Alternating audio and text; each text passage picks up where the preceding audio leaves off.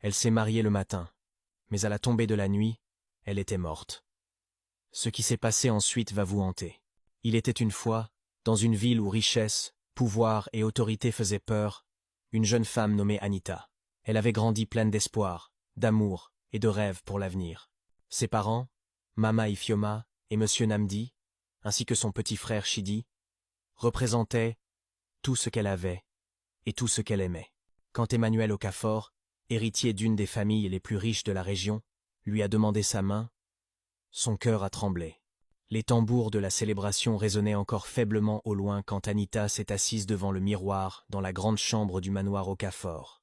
Sa robe de mariée, autrefois d'un blanc éclatant, était froissée et légèrement tachée après une longue journée de danse, de câlins et de sourires pour les caméras. Ses joues lui faisaient mal à force de sourire, mais son cœur brûlait d'espoir. Elle n'en revenait pas d'être devenue épouse. Épouse dans l'une des familles les plus riches de la ville. Épouse d'Emmanuel Okafor. Elle a touché ses joues, puis ses lèvres, murmurant une prière que sa mère lui avait apprise.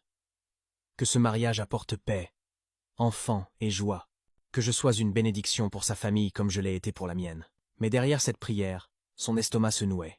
Plus tôt, pendant la réception, elle avait surpris la mère d'Emmanuel la regarder avec des yeux froids et perçants, comme si elle la défiait de faire une erreur.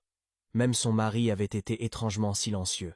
Sur le chemin du retour, il avait souri. Pour les caméras, oui.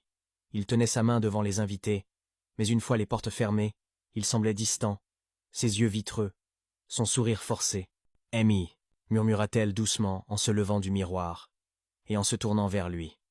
Il était assis au bord du lit, dos à elle. « Ça va ?»« Oui » répondit-il trop vite. Puis il se leva, évitant son regard. « Je dois juste me rafraîchir. » Il quitta la chambre avant qu'elle ne puisse dire un mot de plus. Elle se dit que c'était la nervosité. Les hommes aussi pouvaient être timides la nuit de leur mariage. Elle se força à ne pas s'inquiéter.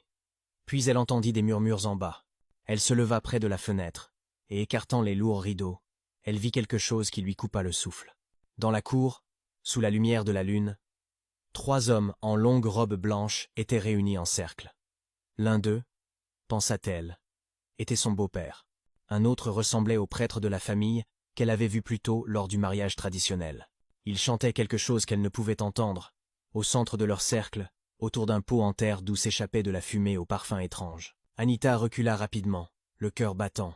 Elle voulut se convaincre que c'était un rituel normal. Les familles ne font-elles pas des prières après les mariages? Peu. Être bénissait-il son union? Mais au fond d'elle, une voix lui murmurait de fuir. Quelques instants plus tard,